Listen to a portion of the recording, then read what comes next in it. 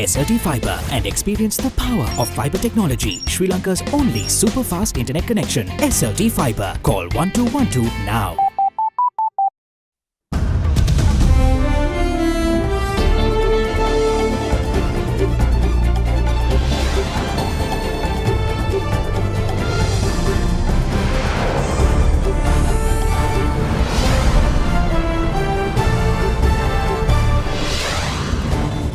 Tonight, acquitted and released. The permanent High Court at Bar concludes case against former President's Chief of Staff Gamini Senara, leaving no room for conjecture. Opposition leader Mahinda Rajapaksa to be named the official leader of the Sri Lanka Podujana Peramuna as the party laments the government's failings. That is basic. Prospective investors who are proposing to bring large sums of money into this country are telling we are ready to invest, but how can we? Another day of stench. The Colombo garbage issue rumbles on. The unthinkable. The US hit with a travel warning by Amnesty International. All that and much more coming up on First at 9 this Thursday, the 8th of August, 2019.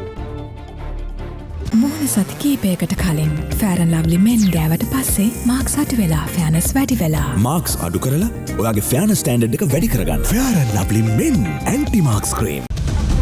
From AdaDerana, this is AdaDerana First at 9. Live from Studio 24 in Colombo. Good evening and welcome to First at 9. I'm Dhammika Kanaga. Let's start with your local stories. Rubbish continues to pile up in the city of Colombo as relevant authorities scramble to find a solution to the issue. Speaking to media today, Minister of Megapolis and Western Development, Partly Champika Ranawaka, requested the Colombo Municipal Council to use the Aruwakalu sanitary landfill if it wishes to resolve the issue. Meanwhile, speaking to AdaDerana, Municipal Commissioner of Colombo, Derana said that steps are being taken to transport garbage to Aruwakalu by this evening. The city of Colombo is faced with a garbage crisis as our cameras captured several areas where garbage remain uncollected. This situation unfolded when the Ministry of Megapolis and Western Development took a decision to not allow waste collected from Colombo to be disposed at the Kerawalapitia garbage site since Monday, owing to its capacity being exceeded.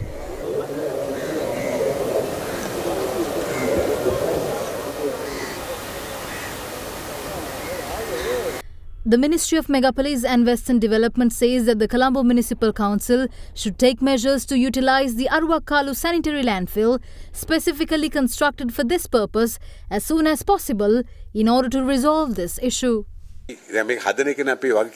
It was our responsibility to construct this and inform the Colombo Municipal Council upon its conclusion, along with the relevant garbage transportation permit. The Vanathavilluwa Pradesha Sabha has made a fair request to charge a certain sum as income to be used for the development of the area. A promise was made to give a certain fee. The Colombo Municipal Council should not point fingers at anyone. In order to resolve the issue, we have constructed a sanitary landfill. There are certain so-called environmentalist groups who are not aware of the subject matter and are opposing this. Therefore, we request the CMC to kindly use this facility rather than blaming anyone.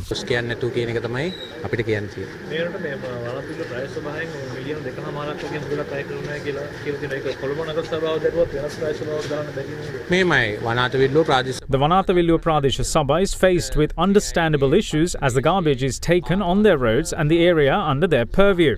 Therefore, they will have to fund its upkeep. Currently, the CMC spends 200 million rupees for things like transportation of garbage per month. So, spending 2 million rupees for the Vanathavilluwa site shouldn't be an issue.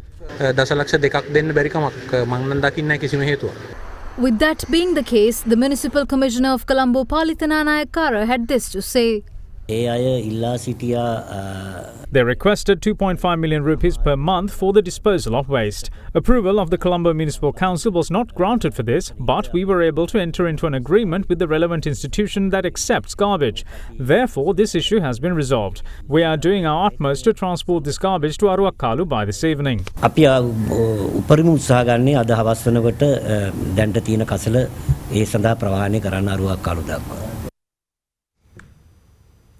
National Organiser of the Sri Lanka Podujana Peramuna Basil Rajapaksa says that opposition leader Mahinda Rajapaksa will officially be made the leader of the party on the 11th of this month during its national convention.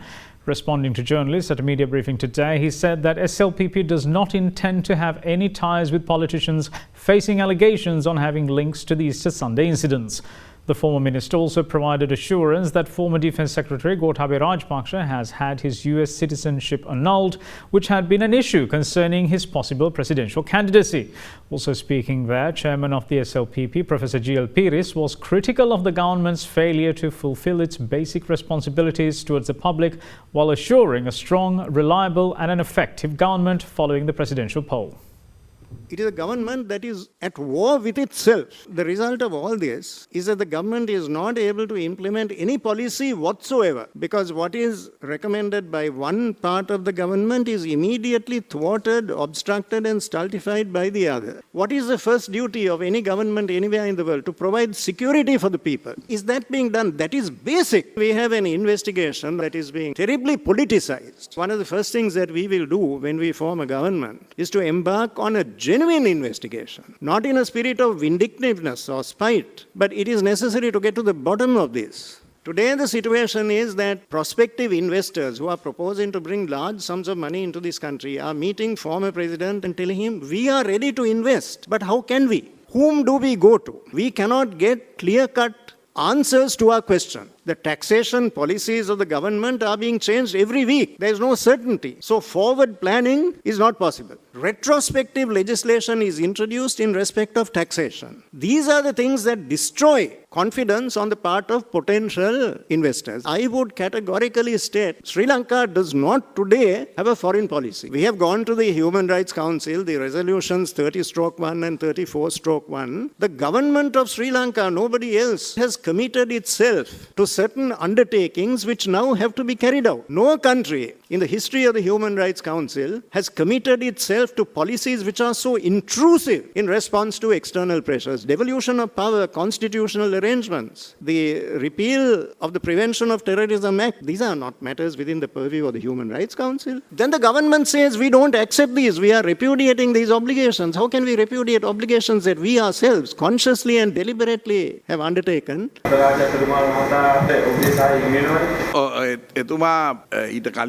He met me and my party previously, and in fact many parties who contested against the TNA, who had an overall percentage of more than 65% of votes, have pledged support to opposition leader Mahinda Rajapaksa ahead of the presidential election. But they have also expressed willingness to contest the provincial council elections as a separate entity.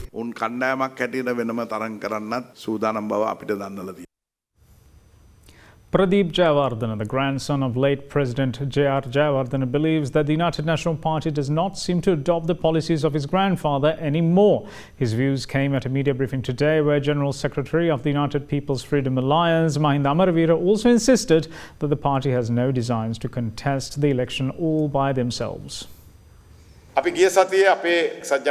We held discussions last week with representatives of 18 parties that are in support of the UPFA. Our intention is to build a faction with leftist forces capable of winning elections. If there is an upcoming presidential election, we believe that an alliance should be formed, and we are not of the opinion that we must contest alone. Special attention should be paid to the presidential candidate hailing from that alliance and the election program. Meanwhile, Pradeep Jayawardena, the grandson of Sri Lanka's first executive president, is of the view that the UNP today does not depict the policies of his late grandfather, J.R. Jayawardena. J.R. Jayawardena did not open the economy to the point where the national assets were sold. He never sold the utilities, he never sold the national assets and the land of this country. Today, thinking of the UNP is that everything can be sold. He was a conservative, Ranil Wickremesinghe is a neoliberal, so there is a very large difference between the two. His ideology has completely gone away from UNP conservative thinking and his policies.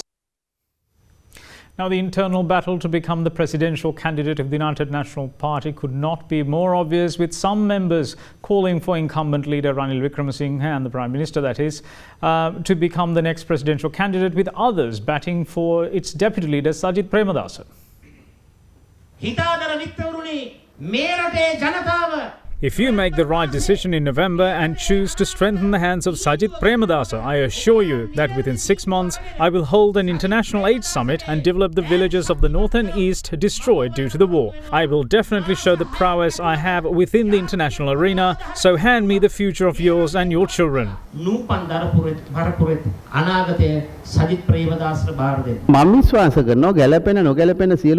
believe that if there is any dealer who can cut a deal and bring together parties with mismatches, that is Ranil Wickremesinghe.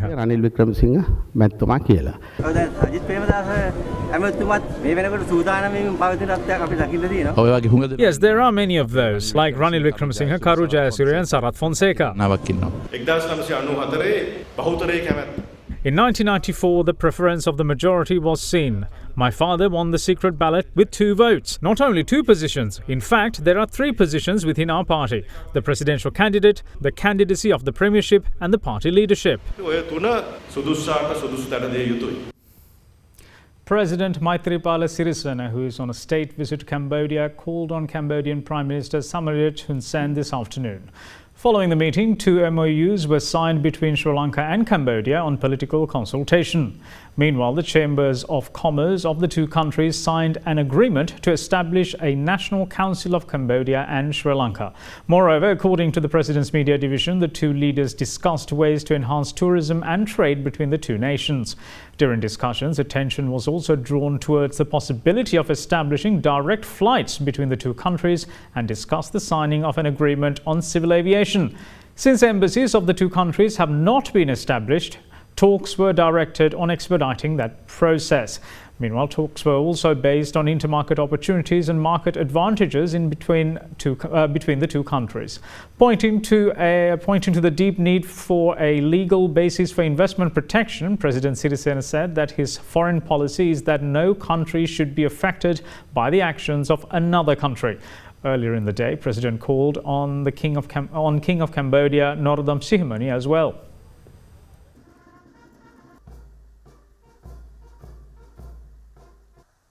Moving on with other stories, Prime Minister Ranil Wickremesinghe says an alliance will be formed in order to bring about change in the country's political culture.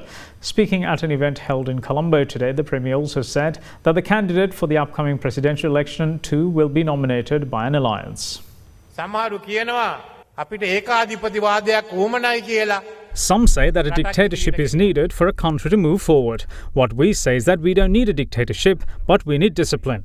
We have to move forward with both democracy and discipline. First, we need a democratic society where people can live freely. I feel glad that we created that democratic society each time a TV channel accuses me over something. We have not abducted anyone. You can criticize us tomorrow as well. Everyone should accept the change we have made. This change has changed the way people think as well. They say that the politics must be changed to create a country where people feel like living again. We should think new and start a new journey. We are going to form an alliance for that purpose. We have held discussions over that alliance. There will be 3 alliances with the leadership of the 3 main political parties, from which everyone will have to contest for upcoming presidential elections. Secretary to the Ministry of Foreign Affairs Ravinatha Arisinghe says that Sri Lanka is working towards strengthening its ties with the ASEAN region. Speaking at the official ceremony to mark ASEAN Day in Colombo today, Arisinghe said that the country, which sought a sectoral dialogue partnership with ASEAN earlier this year, is looking forward to its early adoption and implementation. Meanwhile, speaking at the same event, Ambassador of Thailand Chulamani Chatswan said that it is only through regional partnership that countries like Sri Lanka will be able to counter terrorism and extremism in the region. The 52nd anniversary of ASEAN or ASEAN Day was celebrated at the Indonesian Embassy in Colombo today.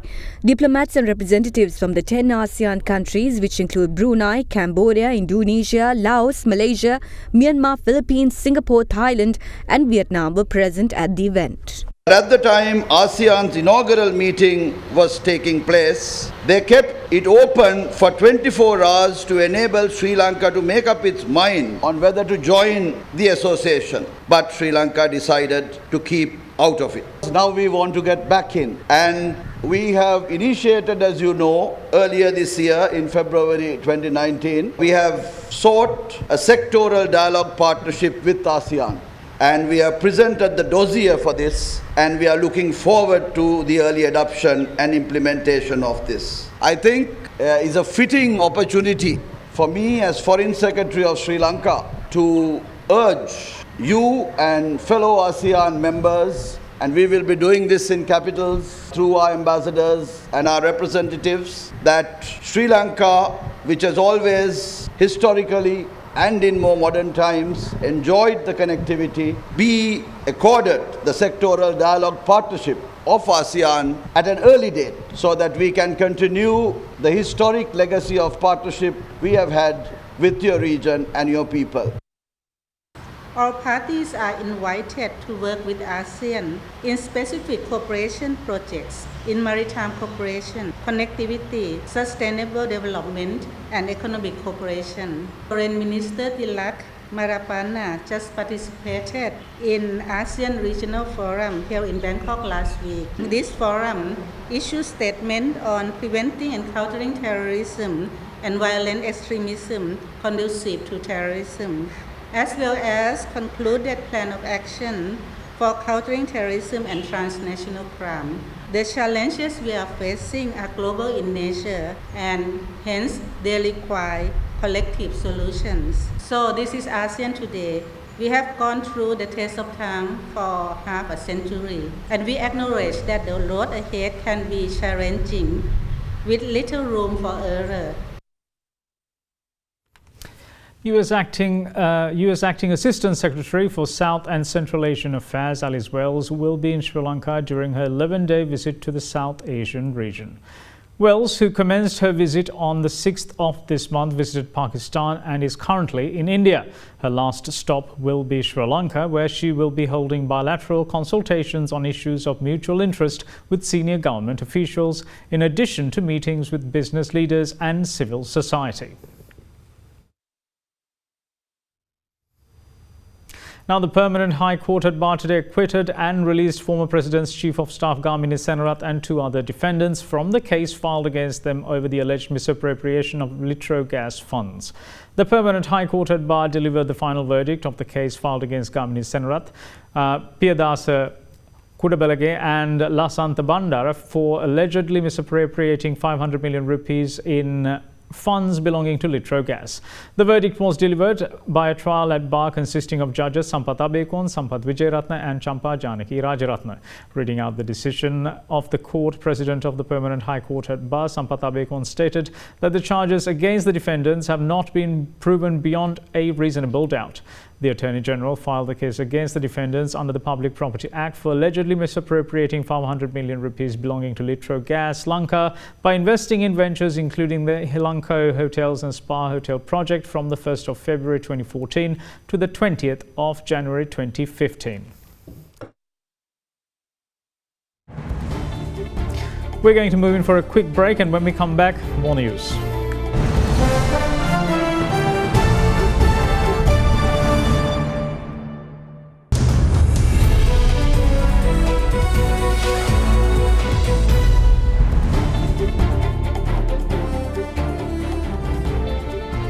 Welcome back. You're watching First at 9.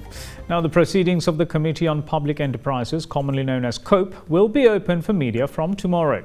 Speaker Karu Jayasuriya made the claim in Parliament today, adding that the attention is given to opening other sectoral committees to media as well, but one by one.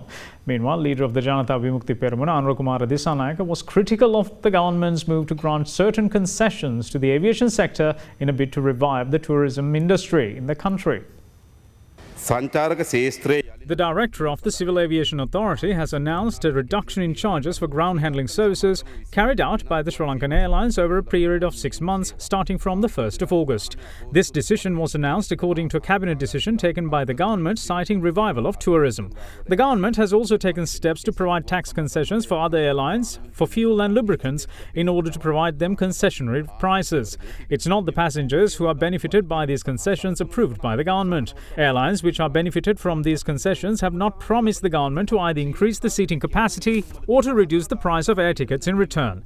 Therefore, this does not help Sri Lanka's attempts to revive tourism by any means. With reducing the charges of airport ground handling, the country will lose an income amounting to $710,000 per month and $4.3 million over a period of 6 months. Moreover, since passengers' demand has not recovered following the Easter Sunday attacks, it is calculated that this decision will incur a loss of $4.8 million across 6 months.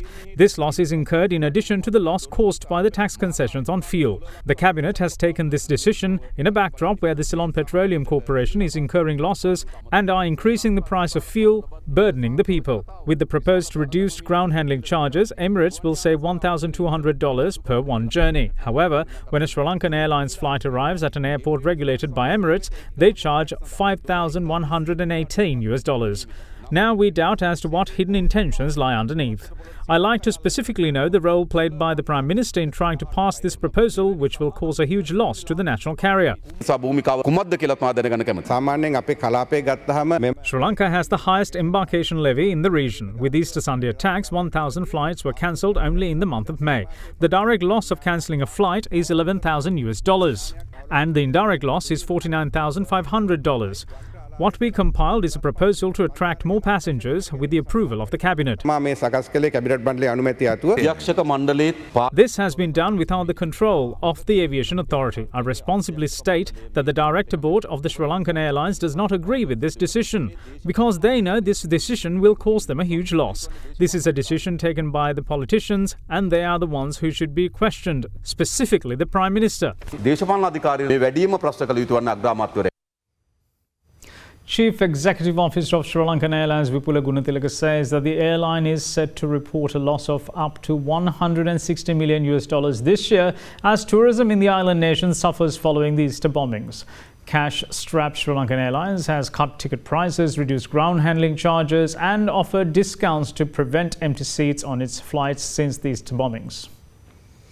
Chief Executive Officer of Sri Lankan Airlines Vipula Gunatilaka speaking to Reuters said Sri Lankan Airlines is set to incur loss of $160 million as a result of the Easter Sunday attacks. He was quoted as saying that the forecast for financial year ending March 2020 soon after the Easter Sunday attacks is about $160 million and he would be happy if the airlines could reach a target of $100 to $120 million this year. He further added that the airline reported a loss of $168 million in the 2018-2019 financial year that ended March 31, 2019. Gunatilaka also noted that the attacks had also delayed the carrier's scheduled break-even plan, which was to be in 3 years. However, it will now take 4 years. The airline's continued losses have been financed through bank borrowings secured via Colombo's sovereign guarantees. The report further noted that Prime Minister Ranil Wickremesinghe's government in 2017 failed to execute a plan to sell an up to 49% stake in the airlines to revive it, despite interest from private equity firm TPG and asset management company BlackRock Inc. Gunatilaka said the federal government is still looking to sell that stake without specifying details. And now to bring you a market update, the Colombo Bourse closed in red today as the all-share price index ended lower at 5,878.26. A similar behaviour was witnessed in the S&P SL20 with the turnover crossing 468 million rupees. We now have a brief report on today's market performance. The secondary bond market remained broadly unchanged with the overall market witnessed the limited activities within a thin volume ahead tomorrow bond auction which offered 15 billion rupees. A stock market reverted back to the negative sentiment primarily dragged on by Commercial Bank and Dialog, and market witnessed a double surge during the first hours of trade and reaching an intraday high of 5,909, and thereafter the index had a sideways downtrend movement to close the day at a low of 5878, losing 11 points. A net foreign outflow was witnessed for the third consecutive day amidst low foreign participation. And now for currency update. The Sri Lankan rupee slipped for a third day in dull trade today, ending 179 rupees and 18 cents against the US dollar. The currency is expected to weaken further as money flows out of stocks and government securities. Let's now take a look at how the Sri Lankan rupee traded against other major currencies worldwide.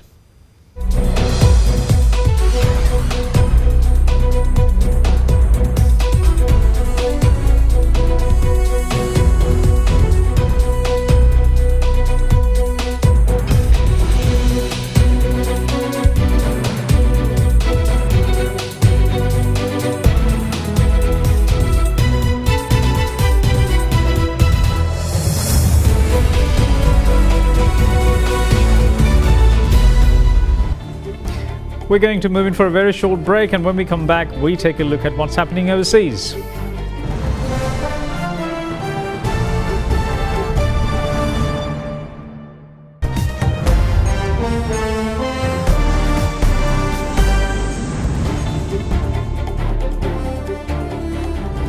Welcome back. You're watching First at 9. Now, Amnesty International today issued a travel warning calling for possible travellers and visitors to the United States to exercise extreme caution when travelling through the country due to rampant gun violence. It says gun violence in the country has become so prevalent in the US that it amounts to a human rights crisis. They say the advisory aims to hold up a mirror to the US using the model of the United States Department of State travel advice for US travelers to other countries. Ernest Coverson, campaign manager for End Gun Violence campaign at Amnesty International USA, said travelers to the US should remain cautious that the country does not adequately protect people's right to be safe, regardless of who they might be, adding that people in the United States cannot reasonably expect to be free from harm and a guarantee of not being shot is impossible.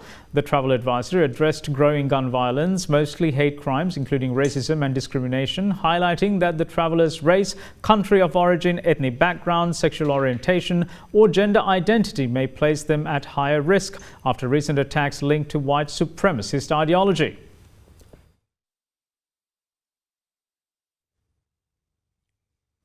Thousands of labourers working in the Kashmir Valley and nearby regions yesterday packed up their belongings and began their journey home amid a security clampdown surrounding the scrapping of the region's special status. Since last Sunday, the government has shut down mobile networks, the internet and banned public gatherings in the largest city, Srinagar, in the Kashmir region after stripping the region of the right to make its own laws, lifting decades-long ban on people from outside the state from buying property there. In the Jammu area, however, some locals say daily life has returned to normal.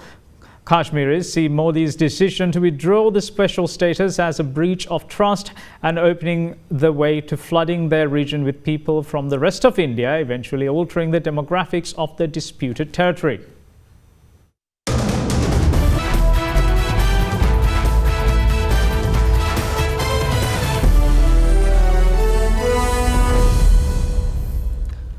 Now, Minister of Sports Harin Fernandez says that the parties involved in signing the complicated contract with the national cricket head coach Andika Hathurusinghe should be able to resolve the matter.